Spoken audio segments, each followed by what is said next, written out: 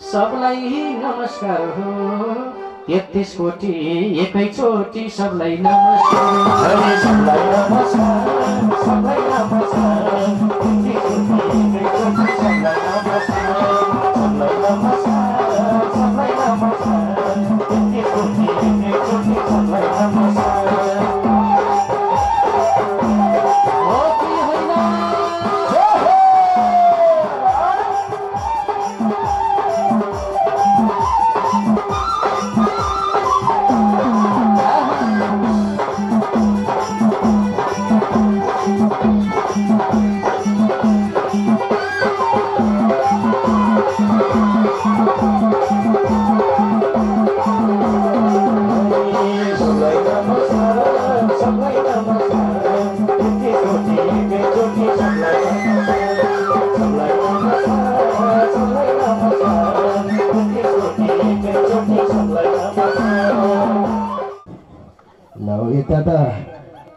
किन उदामुन्टी पो मरे हात बिचारा गाउँ बाटो सेतैको अगाडि बाटो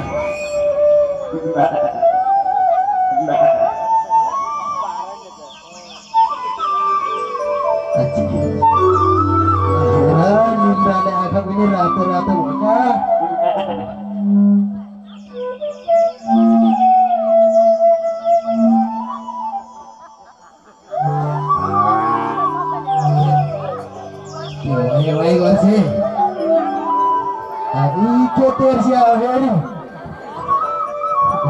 डर पनि लाग्छ त त्यस्तो तेर्स्याउँदाखेरि त यो गरिबको जिन्दगी पनि यत्तिकै जाने घरकाको घरमा नोकर चाकर गर्दा गर्दै कसले कोही छ फेरि उनीहरूलाई पनि यस्तो ठाउँमा जानु पर्यो फेरि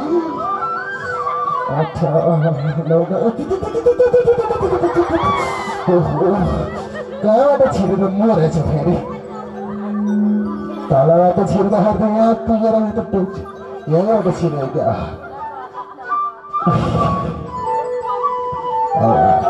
किरा फटेङ्ग्राले पनि आफूलाई नै हेर्छन् सबैले पनि गरिब भनेर हेर्छन् आफ्नो पेट पाल्नै परिहाल्यो घाँस काटेर लिएर आयो झिस मिसेमै घाँस काट्न गएको गाई बस्तुहरूले गर्नु मर्छ यहाँबाट छिप्पेको गोरु रहेछ नि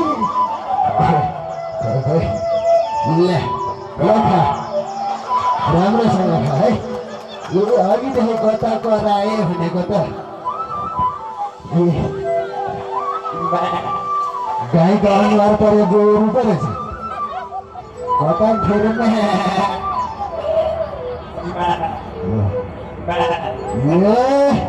हेर यहाँ पो रहेछ ल खा राम्रोसँग खा नि अब भोलि चाहिँ फेरि गोबर सर्नु चाहिँ फेरि अप्ठ्यारो नहोस् नि अलि थोरै थोरै गरेर फेरि थोरै थोरै भनेर के हार्ने यसपालि मकैलाई मल पुगेन भने मार्छ ती लोभी कचुस बुढा त्यो दारी पनि सेतै दाँत पनि सेतै देखाउने हो ए लगाऊ तिमी पनि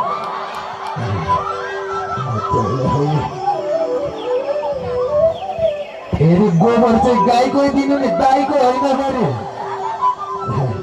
गाईको गोबर दियो भने त नाक भाग्छ गाईको दिन है यो घाँस खाएर कता दुचर सानो सानो पोठ्याङ्ग्रीहरू बाख्राको ल ल ल ल कता भागेको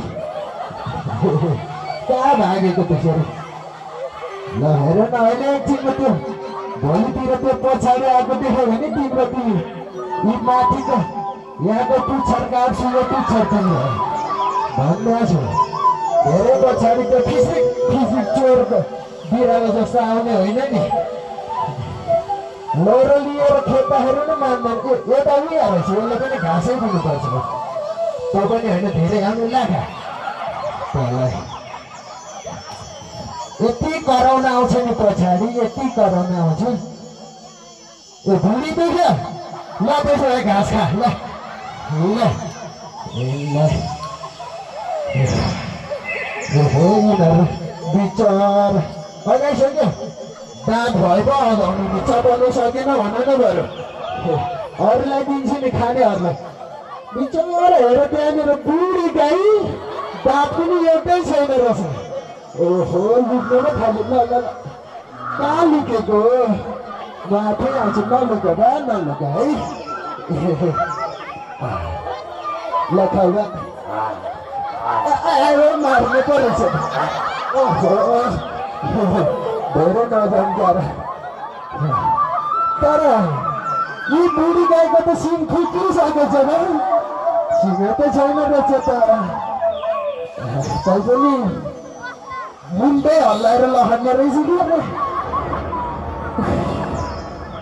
खाए खा नखाए नखा तिमीहरूको पेट हो यताडि भाँडाकुँडाहरू थियो माझ्नु पो पर्ला जस्तो छ हो र हाम्रो माइलीको बिहेमा दाइजो आएको रे र चाँदीको प्लेट हाम्रो टिली टिली टल्किन्छ नि टल्किन्छ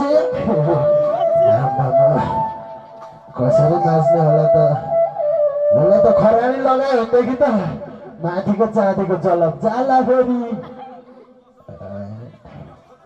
ढिलो पनि भइरहेछ कसले नाचेर बसी नाच्दैन छ यस्ता कसले नाच्छ ओ यहाँनिर चाहिँ लादी हट्ने होइन नि माछ फेरि गोरु त बदमास हो त फेरि यो गोरु त यति बदमास छ गिलास छ्या कुन दिनदेखि गयो पुरै गनाइसकेको रहेछ नि के काम गर्नु र माइलीको अब एक नम्बरको चुइया छ होबी कन्चुस वहाँ काठमाडौँमा त्यत्रो बिल्डिङ छ आफूलाई च्यातेको कपडा त्यो पनि पो सुरुवालभित्र पसेछ यस्तो कपडा यसरी हेर्नु छ्यार्ला नै देखिन्छ गर्दा नि गर्दैन अब मालिक घरमा नभएपछि यो घरको मालिक भनेको मै त अनि गएर सुत्दिन्छु म त सुत्छु कता गएर सुत्नु आज मालिकको कोठामा गएर सुत्नु पर्ने छैन क्या रे मालिक मै भन्छु कता अब मालिकको कतिवटा लौरा हो फेरि यो फाल्दिनु क्या बन्द नफाल्नु मार्ला फेरि बुढाले होइन बुढीले चाहिँ मार्ला फेरि यार यहाँ बस गएर सुत्दिन्छु हो हेर विचार यो मालिकको कोठामा जाँदाखेरि यस्तो झिलिमिली बत्ती आफूलाई चाहिँ उहाँ बाख्राको खोर जस्तो ठाउँमा उडुस परेको ठाउँमा कठैभरि मेरो जिन्दगी हेर अलिअलि धुलो पनि भारेछ चलो जुत्तो लगाएर आयो क्या मजा पनि गनाएछ यतैको हो कि क्या कालो त गनाउँदैन होला ओहो हेर बिस्तारा आमा कस्तो लचक नि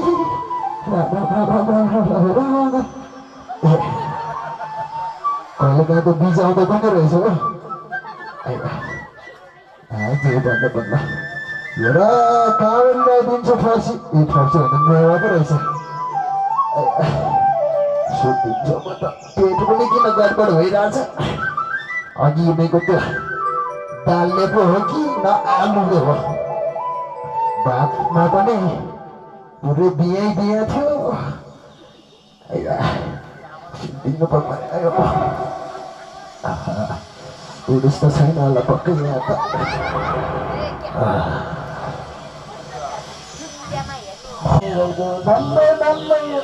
बल्ल उठाएर कसरी हुन्छ यसरी सबै चोर फता मात्रै छन् कहाँबाट हुन्छ नन्दलाई तिर्खे कहाँ गएछ आज घरमा पनि देख्दिनँ उता जा अनि कहाँ गएछु यो बिर्खे ए बिर्खे होइन कहाँ सिद्धिएछ कि क्या हो ए बिर्खे होइन यसलाई यो कोइराला भाइरसले छोएछ कि के हो हुँदैन नि यसरी त ए बिर्खे हुँदैन लौ मारिदो यसले त मेरो बिस्तारा सक्दैन ए बिर्खे बिर्खे यसलाई त लाग्नु नभए कहाँ त मेरो बिर्खे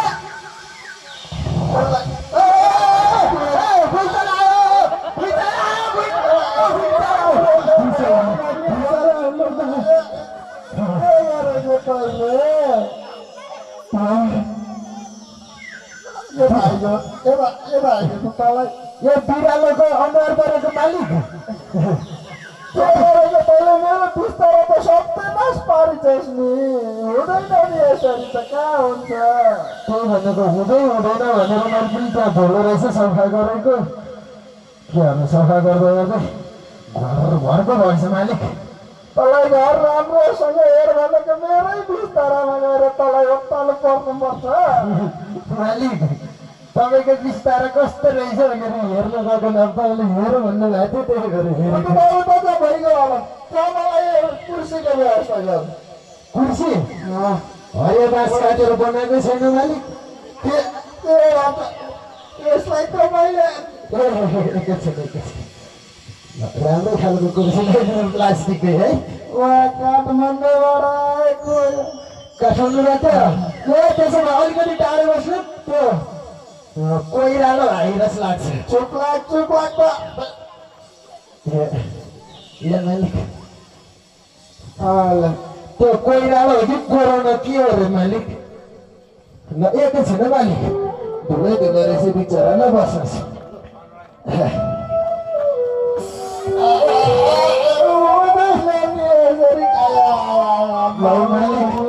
तपाईँले देख्ने बित्तिकै पाहाडै फुस्कायो कि क्या हो यसरी कहाँ हुन्छ ए हो र कसरी हुन्छ त मालिक त्यसो भए आइज मेरो याद मालिस गर्न आइज ए हुन्छ मालिक अलिक छिटो गर्नु पर्ला जस्तो छ धेरै दुःख हो कि ल ए यहाँ त मोबाइल पो रहेछ मालिस कसरी गरौँ मालिक बिस्तारै गर्न बाबु ए ल हुन्छ के गर्छ बिस्तारै मालिस मालिक अर्को सिस्टमको पनि मालिस गरौँ हुन्छ नि त कस्तो जानेछ ल गर अन्तर्राष्ट्रिय मालिस ल अलि राम्रोसँग त्यसको लागि अलिकति अगाडि सर्नुपर्छ मालिक कुर्सी पनि ल अलिकति अझ अगाडि ल बस्नुहोस् आँखा चिम्मा गर्नुहोस् है एकदम एकैचोटि दुखे जति सब उहाँ दूर भएको छ ल आँखा चिम्मा गर्नुहोस् त ल आँखा चिम्मा छ ए अच्छा सिसा खै त मालिक सिसा नै खानु रहेछ ल आँखा चिम्मा है म 3 भन्छु भनेदेखि तपाईँ पुरै तर्किनुहोस् है मालिक 1 2 गए मालिक अब सुई वापस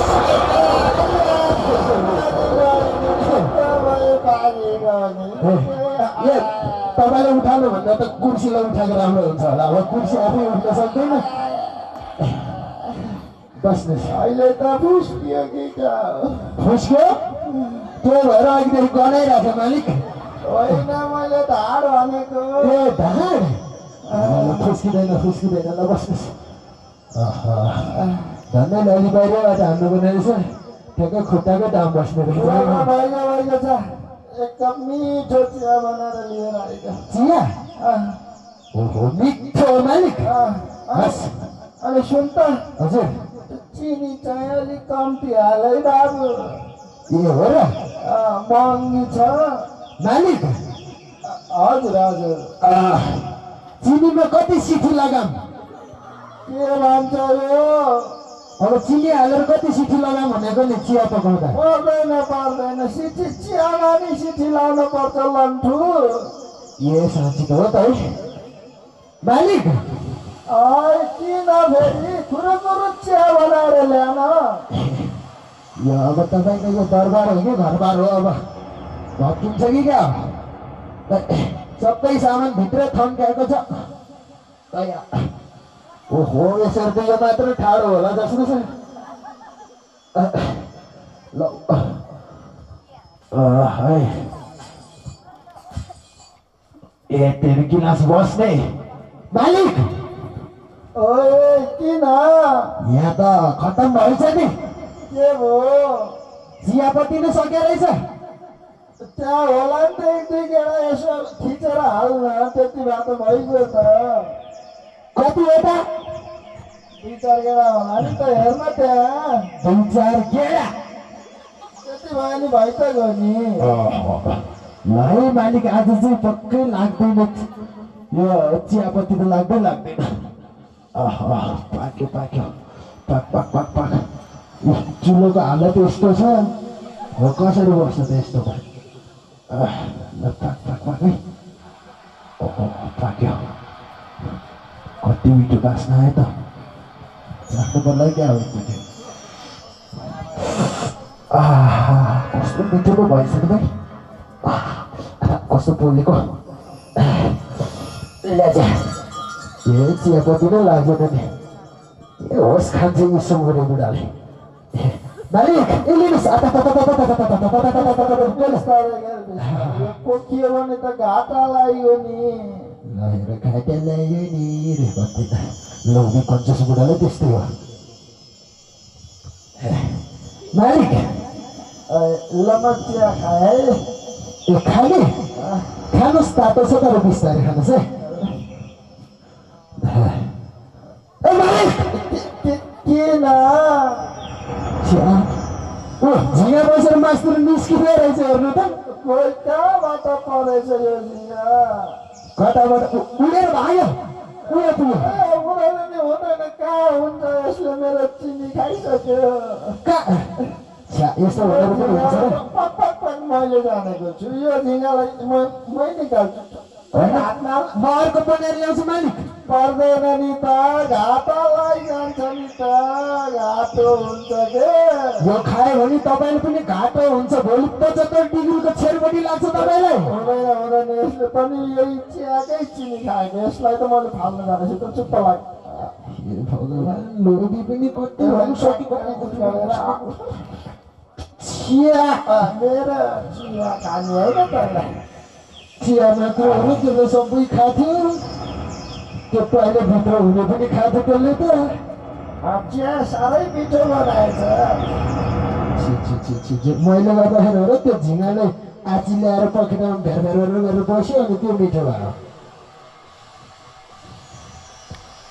मालिक तपाईँ त भोलि त्यो टोइलेटको प्यानतिर यस्तो फर्काएर सुतेको गर्नुपर्छ। छेरपट्टि लागेर तपाईँलाई त पर्दैन। हाम्रो ज्यानले यस्ता झिँगा कचेरा कति पचाउँछ। त्यही भएर दाँतको बिचमा कालो बसेर चाहिँ झिँगा खाएकोले है। चुप लागेर बस न, एकछिन चिया खान दे मालिकलाई। कसरी हुन्छ यसरी? सबै खानु न त अनि। म पनि हेर्छु, चपाउनु पर्दैन क्या र?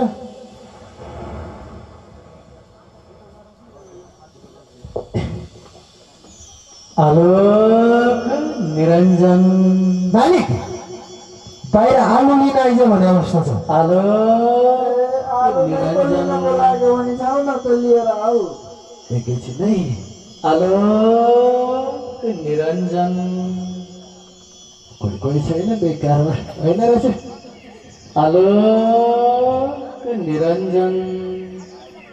कति लामो हो आलोक निरञ्जन। समय छुट्टै गइसक्यो अझै आलोक निरञ्जन। दादा गएर हेर, कोही भिक्षा माग्न आए जस्तो छ। यो हो र? ल म हेरिहाल्छु। हजुर तँलाई त थाहा छ नि तेरो मालिकको हातबाट सुक्को पैसाको छ होइन भन्ने कुरो हेलो थाहा छ मलाई। निरञ्जन त्यो भिक्षा माग्दैन ए मालिक जोगिने रहेछ मालिक। ओ मालिक घरमा छैन भन्दै जा जा जा, जा। ए हस् हस् हस्। हेलो निरञ्जन के को अलग निरञ्जन अलग निरञ्जन बालक बालक। यत्रो नि तपाईँको जति लामो छैन जुङ्गा तैपनि अलि बुढै भइसक्यो के को बालक। त्यसैले त बालक भनेको नि बालक तिम्रो जुगा अलि छोटै छ बालक बोटाको जुङ्गा त टाँसेर आज सोच अर्काले धमास दिँदैन बालक। जे भए पनि भइहाल्यो छाडिदेऊ यो कुरा म त भिक्षा माग्दै आएको बालक ए भिक्षा मलाई माग्न भिक्षा देऊ कताबाट दिउँ त ए खल्दिनै छैन। अब के भन्ने भन्दाखेरि नि म यो घरको मालिक होइन। अब यो घरको मालिक पनि घरभित्र कोठामा छैन कोठाभित्र पनि। अनि ती बुढा कता गए घरभित्र त छँदै छैन झन्। त्यही भएर अब मैले दिन मिल्दैन। यहाँको बुढा पनि एक नम्बरको लोभी कन्जुस पो छ कि उनका हातबाट 1 रुपियाँ पैसा कहिल्यै झर्दैन। घर त देख्नु भने तपाईँले दरबार जत्रो छ। त्यो भागवत यज्ञको आयोजना भएको ठाउँ नै त्यति पवित्र हुन्छ। यो माटो छ नि यो माटो नै त्यति भाग्यमानी छ। यहाँको ढुङ्गा नै त्यति भाग्यमानी छ। एकापट्टि भगवान विष्णुको विराट अवतार छ। भगवान विष्णुको सान्निध्य धाममा देवादिदेव भोले बाबाले समाधि लगाएर बसिरहनु भएको छ। त्यही देवादिदेव भोले बाबाको परिसरमा उहाँको काख बोल्टामा हामी यो पण्डाल टाँगेर यो आसन जमाएर बसिरहेका छौँ सत्सङ्ग चलाएर। कति भाग्यमानी छौँ। एकचोटि त्यतापट्टि हामी मनन गरौँ। मलाई लाग्छ यो त हजारौँ वर्ष पहिलाको वृक्ष जस्तो छ। भगवान विष्णुको विराट अवतार। अहो भाग्यमानी हुनुहुन्छ। मैले एउटा सूचना हजुरहरूलाई भन्न चाहे। यो 7 दिनको भागवत सम्पन्न भए पछाडि यो 7 दिन मात्रै होइन 7 दिन पछाडि पनि आएर भगवानको मन्दिरमा देवादिदेव भोले बाबालाई सके पयो धारा दुधबाट अभिषेक त्यो पनि सकिँदैन जलबाट अभिषेक त्यो पनि सकिँदैन बेलपत्र चढाएर भगवानलाई पूजा अर्चना गर्नुहोला। अनि साथमा भगवान विष्णुको पनि पूजा गर्नुहोला।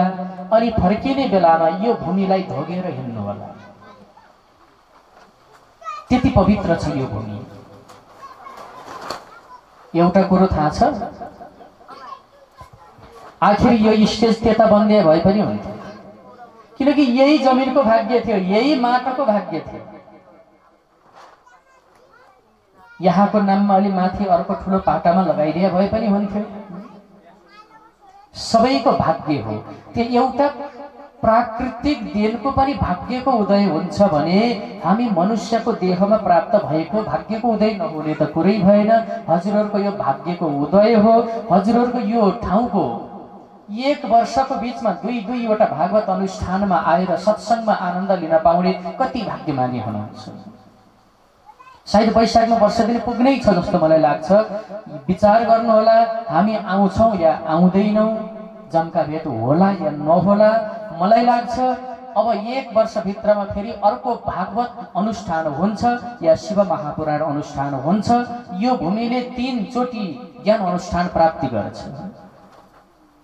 पक्कै पनि हुन्छ। भेल उर्लिसकेपछि कसैले रोकेर पनि रोकिँदैन।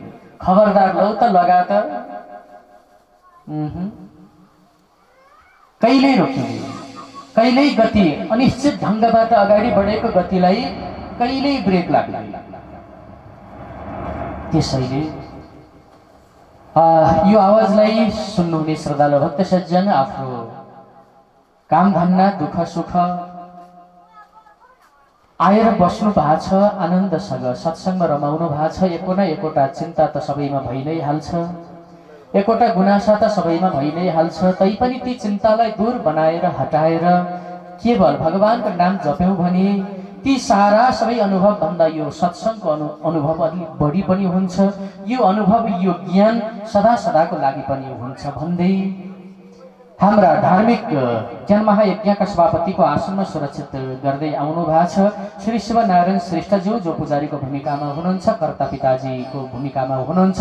उहाँलाई पनि सम्मान गर्दै स्वागत गर्दै मन्दिर संरक्षण समितिका अध्यक्ष लगायत पदाधिकारीहरू, माहेकमूल समारोह समितिका अध्यक्ष एवं पदाधिकारीहरू, आर्थिक समितिका अध्यक्ष एवं पदाधिकारीहरू, विभिन्न समिति मण्डल बनेर अगाडि बढ्नुभएका संयोजक एवं पदाधिकारीहरूप्रति हार्दिक कृतज्ञता सम्मान छ। तमाम भक्त सज्जनहरूप्रति सम्मान छ। मिडियाबाट पाल्नु भएको पत्रकार मित्रप्रति सम्मान छ, लगायत अन्य जति पनि सहयोगी हात एवं सहयोगी मन अगाडि बढाइरहनु भएको छ उहाँहरूप्रति पनि आयोजक परिवारहरूको तर्फबाट पनि मैले व्यासबाट नै सम्मान व्यक्त गर्दै आउनुहोस् आजको कथा सत्र अगाडि बढ्न गइरहेको छ। किनकि समयको तालिका त्यो दिन निर्धारित भएको छ। जुन समयको तालिकामा हामी अगाडि बढ्न सकेनौँ भने घाटा कसैलाई होइन, यो घाटा हामी आफैलाई। बिहान झुल्किएको घाम बेलुका त अस्ताइ हाल्नुहुन्छ। घडीको सुई रोकिँदैन, लौननी घाँस काट्नु छ भन्दा घडीको सुई मान्दैन। समय जति अगाडि बढ्छ त्यति नै घाटा हामी सबैको हो, त्यति नै ज्ञान आर्जन गर्न हामी सबैलाई घाटा हुन्छ। हामीलाई त आनन्दै छ, हजुरहरू 2 बजे आउनुभयो भने 2 बजे लरक्क हुन पाइन्थ्यो, 3 बजे जानुभयो भने 3 बजे आरतीबाट ढलक्क हुन पाइन्थ्यो। तर हामी किन यति चुडिरहेका छौँ, हामी किन यति हतार गरिरहेका छौँ? लाग्न सक्छ हजुरहरूलाई कुनै स्वार्थ होला, तर कुनै स्वार्थले होइन। हामी त ज्ञान दिनका लागि हतार गरिरहेका छौँ। कलाकार मित्र आएर ठटाइरहनु भएको छ, बाजा बजाइरहनु भएको छ, गाइरहनु भएको छ, मात्र हजुरहरूलाई आनन्द दिनका लागि। यो आनन्दको समय हो, यो सत्संग समारोहको समय हो। भगवानले उबेलामा समयको तालिकामा छुट्याउनु भएको छ। म आज त्यो समय तालिका पनि हजुरहरूलाई तृतीय स्कन्धबाट बताउने छु, आजको कथामा पनि आउँछु।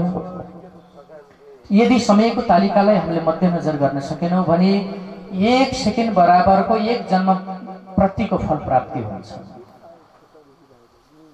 60 सेकेन्ड बराबर 1 मिनट हुन्छ। 60 सेकेन्डमा तपाईँले 60 जन्मको उद्धार गर्न सक्नुहुन्छ। तर आलस्यम कार्यनाशाय माननाशाय निर्धनी, आलस्य प्रदान भयो भने कार्यको नाश हुन्छ। हामी जानी बुझ बचायौँ भने हाम्रो मानको नाश हुन्छ, मर्यादाको नाश हुन्छ, सत्यताको नाश हुन्छ। त्यसैले सबैमा चुलै निम्तो भन्दै आउनुहोस् आजको कथा सत्र हामी अगाडि बढाउन गइरहेका छौँ। एकाग्र भावबाट जति आउनु भएको छ बसिदिनु होला, जति आउन हतार गरिरहनु भएको छ घरको ढोका ड्याम्म लगाएर आउनु होला, फेरि ढोका हतारमा यत्तिकै छोडेर आउनु होला। आफ्नो घर गृहस्थीको व्यवस्था मिलाएर पाल्नु होला। के गर्ने, कोही बेला त हतार गर्दा त्यो थैली पोल्टातिर राख्ने भन्दा भैँतिर खस्या पनि थाहा हुन्न, बर्बाद पर्ला भन्दा डर छ। त्यसैले सुव्यवस्था मिलाएर पाल्नु होला भन्दै आजको कथा सत्र भागवत मङ्गलाचरण एकाग्र भावबाट बस्नु होला, भगवानको चिन्तनमा तल्लीन हुनु होला। बोलो आनन्द कंद भगवानको हो, जय हो। सच्चिदानन्द भगवानको हो, जय जय। वृन्दावन बिहारी लालको जय हो। काशी विश्वनाथ भगवानको जय हो। देवादिदेव भोले बाबाको, आयोजक कर्ता परिवारहरूको जय हो। भीमेश्वर महादेवको जय हो। समस्त भक्त महानुभावको जय हो। सद्गुरुदेव भगवानको जय हो। विघ्नहर्ता कर्ता भगवानको जय हो। आजको आनन्दको जय हो। जय जय श्री राम। सबलाई नमस्कार हो, 33 कोटी एकैचोटि सबलाई नमस्कार। सबलाई नमस्कार, सबलाई नमस्कार, 33 कोटी एकैचोटि सबलाई नमस्कार।